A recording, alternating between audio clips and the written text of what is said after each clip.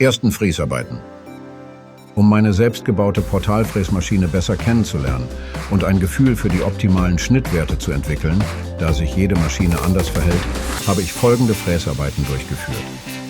4 Stück 115 mm lange Alu-Spanpratzen, leuchtendes Epoxid Schild, Gravieren von beleuchtetem Acrylglas.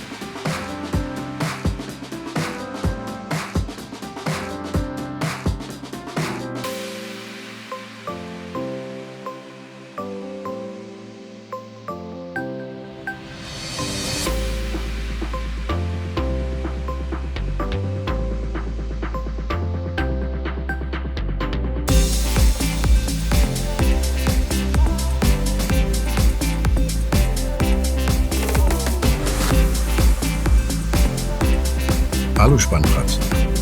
Fazit: Mehrere ER-Spannmuttern zur Hand zu haben, wäre definitiv von Vorteil. Ablauftechnisch gibt es noch einiges an Lern- und Verbesserungspotenzial. Eine Mindermengenschmierung wäre definitiv besser geeignet, als mit Isopropanol zu kühlen. Aber insgesamt bin ich positiv gestimmt, da ich nichts kaputt gefahren habe.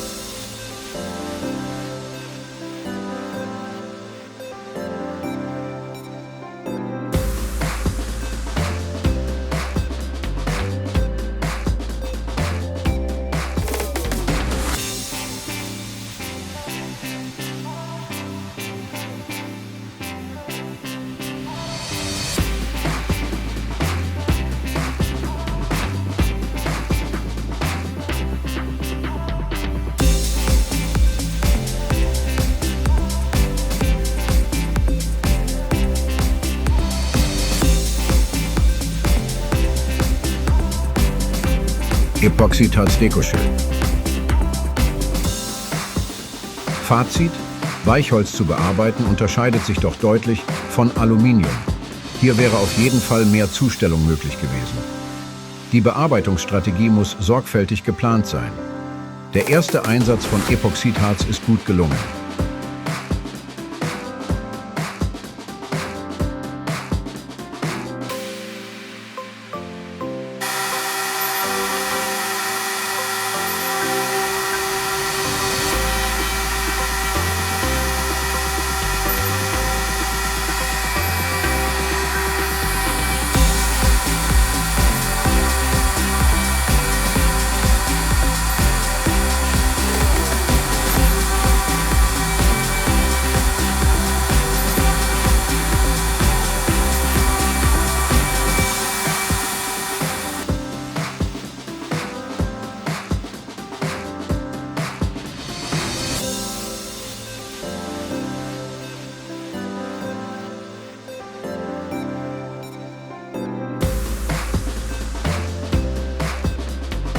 Wie ihr vielleicht schon bemerkt habt, sind Kleinigkeiten schiefgelaufen.